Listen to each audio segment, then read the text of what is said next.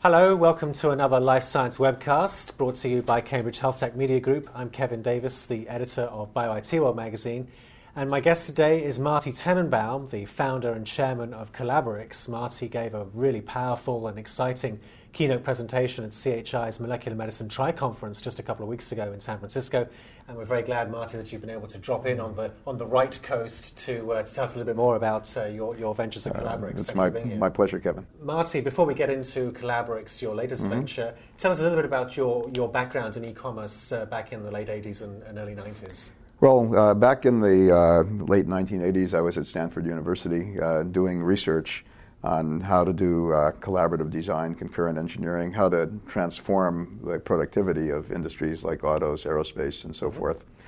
And the key I found was using the internet to be able to connect thousands of people and hundreds of companies working together so that when one person made a change to some design, that everyone who was affected by it knew what was going on. And this led to the notion of companies providing services to each other over the net that could be quickly discovered and integrated into workflows.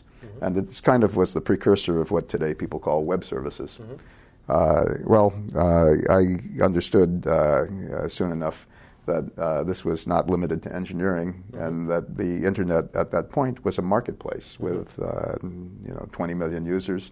They happened to all be in universities and military labs and research places and what have you. In fact, doing commerce on the internet was illegal. But nonetheless, 20 million white-collar workers sending stuff back and forth to each other seemed like a market to me that was completely unmonetized. And so I left my comfy niche at Stanford to go out and start, as far as I know, the first internet commerce company. And in 1992, I did the first commercial transaction, which was an email-based transaction. In 93, the first secure web transaction, paid for with a credit card. Then in 1994, we had a small number of us pioneers, companies like Netscape and VeriSign and Amazon, Yahoo, none of whom had more than 50 employees. And it was impossible to be able to put all those pieces together and do a complete end-to-end transaction. And so I started CommerceNet as an industry consortium in order to bring all these players together and be able to do a complete transaction, to be able to discover a place to buy books on Yahoo and buy them on Amazon, but then be able to get FedEx involved so they get delivered, and MasterCard and Visa so you can pay for them. And this putting all these things together, in fact, was what made e-commerce take off. Okay. And frankly, at this moment in time, the life sciences feels a lot to me like Internet Commerce World did in 1993 and 94. All the pieces are there, but everything's fragmented, and we have the opportunity to be able to completely transform this industry if we can find a way to be able to take the value that everyone has and put it together in these new ways. Okay, well, we're going to get there, but first I want you to tell us, or tell the audience, about what happened in 1998. So in late 98, my life changed because I was diagnosed with metastatic melanoma. And suddenly I was looking at 12 months of median survival, no effective therapies, a pipeline of 17 years, and $1 billion. And I said, help. But I couldn't really deal with that problem immediately. I had to first find out a way to stay alive. And so I was completely preoccupied during that time period, going to different doctors, getting different recommendations from everywhere. So this medical guesswork was driving me nuts. At the time, I was consulting for Rick Klausner on cancer informatics. And he was kind enough to put me in touch with Jeff Abrams, who was running the melanoma therapeutics program at the NCI. The former director of the NCI. Yes, and I then asked him, so what do you got going in the clinical research pipeline? And he introduced me to some amazing opportunities. But none of the researchers that I talked to could tell me why their treatment was better for me than anything else. And this is something that really set the stage for what I'm doing now, because it was just medical guesswork. It's like people would be assigned to clinical trials by asking what your zip code was, rather than what the genetic zip code of your tumor was. And it's just the same way today. If you go to clinicaltrials.gov, they ask you for your address and your zip code. Right. So obviously you were fortunate, very well connected. You were able to talk to people like the yes, but but in the end, I made a gut call, and I put my fate in the hands of Don Morton, who's a brilliant surgeon and immunotherapist in L.A., who kept me alive with his surgical prowess and a drug called Canvaxin, or so I thought, because 2 years later I found out it failed its clinical trial. But nonetheless, it helped some people, or else it wouldn't have gotten into late-stage trials, and one of them might have been me. Okay. So at this stage, with a new lease on life, I was trying to figure out what it was that, how to deal with medical guesswork on the one hand, and the 17-year pipeline. And although I didn't know much about the life sciences industry at that moment in time, I certainly knew from my internet commerce experience that it was possible to be able to take these multi-year timelines for developing new products and compress them down to 2 or 3 years. Okay. And a great example is the auto industry, where it used to take like a dozen years to bring a new car to market, but then thanks to breakthroughs in information technology and the internet, companies like Toyota can now do it in 2 or 3 years. So you founded an organization called Collabrix. Tell us a little bit about that. So Collabrix was founded in order to be able to slash the time and cost of therapy development. Our original model was focusing on rare and orphan diseases in the so-called, what in the internet we call this long tail of markets. So many of you are probably familiar with how how Amazon is able to sell, rare books Netflix to and iTunes, and Netflix for movies and iTunes and so forth. And there's this long tail of patients that pharma just can't address because the market isn't big enough. And in fact, even if they could address this, they probably wouldn't want to, because it would fragment their market for their big blockbuster drugs that they sell to the whole population, and they couldn't sell to half the population once they found out that it didn't work for them. So we decided to see whether there was a way to address this long tail. And the remarkable thing is that in the genomic age, basically every disease is going to be a long tail for individual patients. In the limit, every cancer is unique. Right. And so with the tools that one has available today, with genomics, systems and computational systems biology, and so forth, it's very feasible to attempt to be able to go in and engineer a solution for individual patients, even though we might not have a solution for the disease as a whole. Let's fill in that gap a little bit. How does Collabrix actually help a patient with a rare or possibly unique disease? Well, we do two things. First of all, we have a service called Collabrix One, which is using state-of-the-art genomics and computational and systems biology in order to deeply understand the biology driving an individual patient's disease, and then go look at all of the available drugs that have been through FDA approval, drugs that are in late-stage testing, in order to be able to determine some combination of those drugs that are going to have a favorable impact on this particular patient. So you're not a drug discovery company. You're just looking at drugs that already exist and have a safety record. That is the way we're proceeding. However, in the course of giving every patient the benefit of the best available science, unfortunately, when we try things, they may not always work.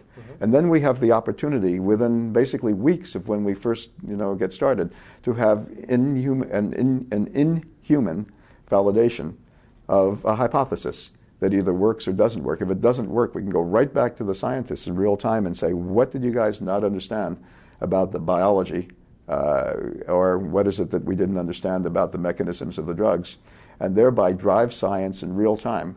And in principle, be able to discover new therapeutics and new diagnostics, turning the entire paradigm on its head. Instead of starting, with 20 years of research and finally getting into the clinic, starting in the clinic and driving science by questions and validations that happen in the clinic.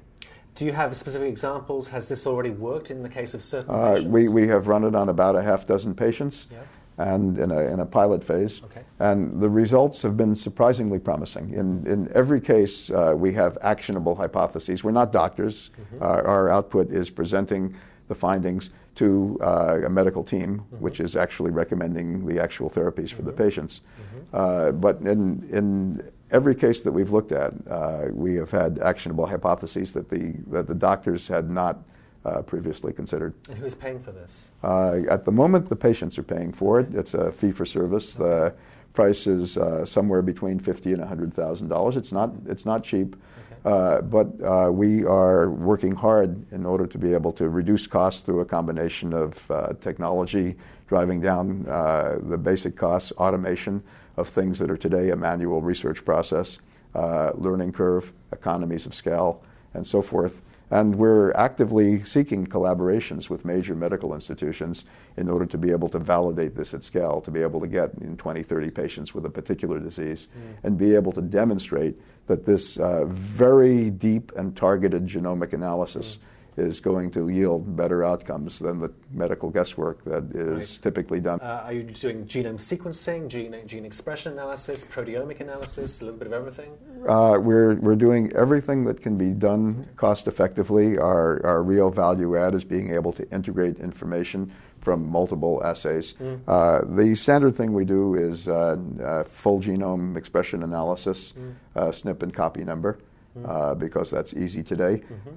We may be asked to, if this hypothesis is true, test for the presence of a protein in the blood or something like that, so selective use of proteomics.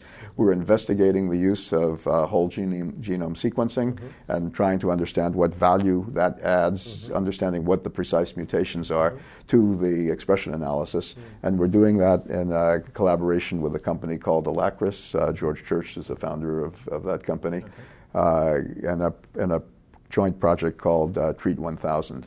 Right. How can other researchers or other groups get involved? Are you looking for additional input from researchers? You mentioned it. In two ways. Absolutely. I'm absolutely looking to collaborate. We have an open platform, so I'm an internet guy. And so people have technology that they want to contribute, or new analysis tools, or new systems biology models, or what have you. We can integrate any and all of that onto the platform in order to be able to continually improve the service. Our goal is always to be able to give patients the absolute cutting edge. And as I mentioned, we're looking for partnerships for validation studies. But there's a second thing that Collabrix does, which is very complementary to what we're talking about, which is, and it's in fact where the name Collabrix comes from, which is to support research collaborations of teams of scientists who are trying to engineer the process by which new drugs are discovered. So we're working bottom up from individual patients to try to discover things, and starting with a treatment for that patient. And at the same time, we're working with teams of researchers who are trying to take a systematic approach to understanding how many different subtypes a disease like melanoma has, for example. And in that case, we start with a repository of specimens. Don Morton, who I mentioned earlier, had the foresight decades ago to be collecting thousands of specimens from patients going back over generations, right? I mean, sometimes multiple specimens from the same patient over 20 years to try. And so we have this valuable resource that we're now liberating from the freezers, putting through the kind of analyses that I talked about, doing sophisticated clustering to understand how many different subtypes there are. Within each subtype, take some representative specimens and grow cell lines from them, and then do some rigorous analysis and testing, including high-throughput drug screens and RNAi screens to identify appropriate targets and drugs to hit them, and then go out and test them in trials. So now you have this top-down approach, which is being built on the very same platform that we're using for integrating technologies for the Collabrix One program. And then we have the Collabrix One dealing with individual patients. Imagine putting those two together. And now I have a patient, right, which I put their specimens through the same process as I do the ones from the freezer. And if the patient happens to wind up in an existing known subtype for which there's an effective therapy, we know exactly what to give them. And otherwise, we now add a new subtype to that. And the researchers who are working with us can come in and say, in real time, right? This is real-time research, or just-in-time research. What is it that this, would be? What is it that's the vulnerability of this particular patient's cancer, and what can we do to treat it? And then again, as I said, if in testing it, we're not getting validation, we can go right back to those researchers and say, now you have a new data point. It's not a data point in the mouse, it's a data point in the human. So this is turning the whole paradigm on its head and driving research in real time. I mean, it's the internet way of doing things. And some of the organizations that you're collaborating with or looking to collaborate with include, you mentioned Treat 1000, or you might say a bit more about that, as well as SAGE. I want to just broadly say that in my interest in doing the types of thing I'm talking about is collaborating with everyone.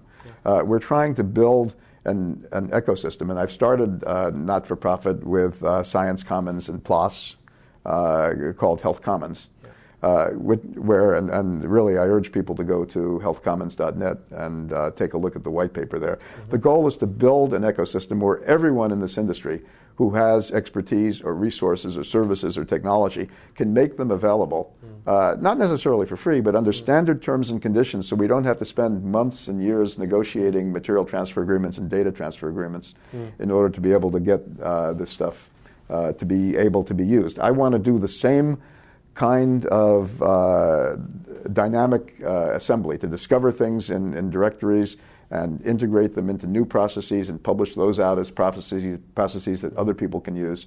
And that's what we're trying to do to transform this. So if any of these ideas appeal to you, I want to hear from you. Okay, and that can be at marty@collaborix.com, correct? You can reach me, marty@collaborix.com. Very good. Well, Marty, it's good to see you looking so well and vibrant, and congratulations on a wonderful venture. We look forward to following your progress in the years to come. It's my pleasure talking to you. Thank you. Thank you. Thanks very much.